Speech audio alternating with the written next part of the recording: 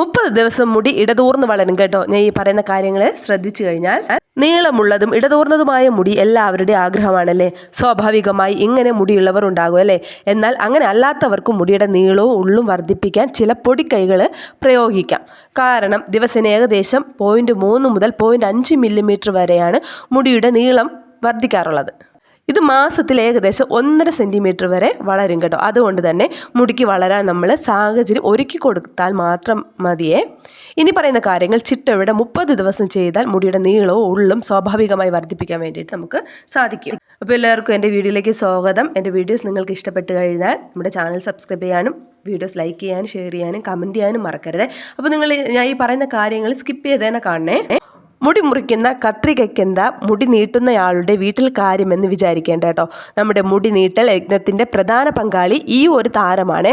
മുടി വെട്ടാതിരുന്നാലും മുടി വളരും. പക്ഷേ കൃത്യമായ ഇടവേളകളിൽ അഗ്രം മുറിച്ചു വിട്ടാൽ മുടി കൂടുതൽ വേഗത്തിൽ ഇടതൂർന്ന് വളരുവേ. മാത്രമല്ല മുടി വെട്ടാതെ വളർത്തുമ്പോൾ അത് മുടിയുടെ ആരോഗ്യത്തെ ബാധിക്കും. മുടിയുടെ അറ്റം പൊട്ടിപ്പോകാനും അറ്റം വിണ്ടു കീറാനും ഇത് കാരണമാവേ. അതുകൊണ്ട് കൃത്യമായ ഇടവേളകളിൽ മുടി വെട്ടുന്നത് ഈ പ്രശ്നങ്ങൾ ഒഴിവാക്കാൻ വേണ്ടിയിട്ട് സാധിക്കും. മുടി കൊഴിച്ചിൽ ഏറ്റവും കൂടുതൽ നമ്മെ അലട്ടുന്നത് ഒരു പക്ഷേ കുളി കഴിഞ്ഞ് തല തോർത്തുമ്പോഴായിരിക്കും അല്ലേ. തലയിലെ വെള്ളം പോകാൻ അമർത്തി തുടയ്ക്കുമ്പോൾ മുടി പൊട്ടിപ്പോരുന്നത് സ്വാഭാവികമായിട്ട് സംഭവിക്കുന്ന ഒരു കാര്യമാണ്. പ്രത്യേകിച്ച് ഷാമ്പു ഇട്ട് മുടി വരണ്ടിരിക്കുന്ന അവസ്ഥയിൽ.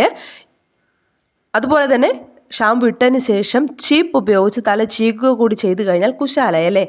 ഷാമ്പു ഉപയോഗിച്ച ശേഷം കണ്ടീഷണർ കൂടി ഉപയോഗിച്ചാൽ മുടി പൊട്ടുന്നത് ഒഴിവാക്കാൻ വേണ്ടിയിട്ട് സാധിക്കുകയെ. കണ്ടീഷണർ ഉപയോഗിക്കുമ്പോൾ മുടി മിനുസമുള്ളതാകുന്നു. ഇതോടെ തുടയ്ക്കുമ്പോൾ മുടി പൊട്ടുന്ന പ്രശ്നം അവസാനിക്കുകയും ചെയ്യുവേ.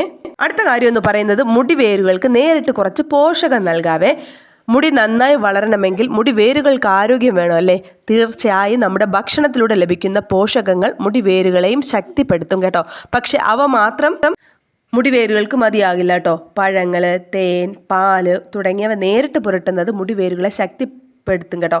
ഉള്ളി, വെളുത്തുള്ളി എന്നിവയുടെ ജ്യൂസും തേങ്ങാപ്പാൽ ഇവയെല്ലാം ഇങ്ങനെ നേരിട്ട് തലയോട്ടിൽ പുരട്ടാവുന്നതാണ്. നല്ല മാറ്റം നമുക്ക് ഇത് പുരട്ടുന്നത് കൊണ്ട് നമുക്ക് സംഭവിക്കാം, നമ്മുടെ മുടിക്ക് സംഭവിക്കാം. അടുത്ത കാര്യം എന്ന് പറയുന്നത് എണ്ണ തലമുടി വളരാനും തലമുടിയുടെ വരൾച്ച മാറ്റാനും അനിവാര്യമായ ഘടകമാണല്ലേ. ആഴ്ചയിൽ ഒരു ദിവസമെങ്കിലും എണ്ണ തേച്ച് കുളിക്കാൻ വേണ്ടിയിട്ട് മറക്കരുത്. എണ്ണ കൂടാതെ ചില മാസ്കുകളും തലമുടിയുടെ ആരോഗ്യം വർദ്ധിപ്പിക്കാൻ വേണ്ടിയിട്ട് സഹായിക്കും കേട്ടോ. തേന്, അവകാഡോ ജ്യൂസ്, ഉള്ളി ജ്യൂസ്, നാരങ്ങാ നീര്, ഒലീവ് ഓയിൽ തുടങ്ങിയവ ഇങ്ങനെ മാസ്കായി തലമുടിയിൽ ഉപയോഗിക്കാവുന്നതാണ്. ഇവ ഏതെങ്കിലും പുരട്ടി 15 മിനിറ്റെങ്കിലും വിശ്രമിച്ച ശേഷം കഴുകിക്കളയാവേ. ഇത് ആഴ്ചയിൽ ഒരിക്കൽ ചെയ്ത് നോക്കൂ. മുടി കരുത്തോടെ വളരുന്നത് നിങ്ങൾക്ക് കാണാൻ വേണ്ടിയിട്ട് പറ്റുവേ. അതുപോലെ തന്നെ നമ്മൾ ശ്രദ്ധിക്കേണ്ട മറ്റൊരു കാര്യം എന്ന് പറയുന്നത് തലയിണയുടെ ഉറ മാറ്റുന്ന കാര്യം. തലമുടി പൊട്ടുന്നത് തടയുന്നതിന് തലയിണ ഉറകൾക്ക് നിർണായകമായ പങ്കുണ്ടെന്നതാണ് വിദഗ്ധർ പറയുന്നത്.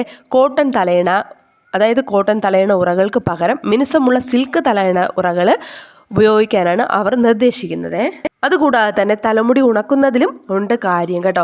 മുകളിൽ തല തുടയ്ക്കുമ്പോൾ ഉണ്ടാവുന്ന മുടി കൊഴിച്ചിലിനെ പറ്റി ഞാൻ നേരത്തെ പറഞ്ഞിരുന്നു. പക്ഷേ ഇത് മറ്റൊരു രീതിയിൽ മുടി കൊഴിയുന്നതിന് ഹെയർ ഡ്രയേഴ്സ് ഉപയോഗിക്കുമ്പോഴായിരിക്കും കേട്ടോ.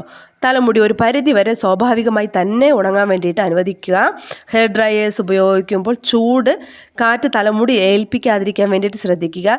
ഹീറ്റ് ഇല്ലാതെ കാറ്റ് ഉപയോഗിച്ച് മാത്രം തലമുടി ഉണക്കാൻ വേണ്ടിയിട്ടും ശ്രദ്ധിക്കുക. അതുപോലെ തന്നെ പ്രധാനപ്പെട്ട മറ്റൊരു കാര്യം എന്ന് പറയുന്നത് തലമുടിക്കും ശ്വസിക്കണം കേട്ടോ.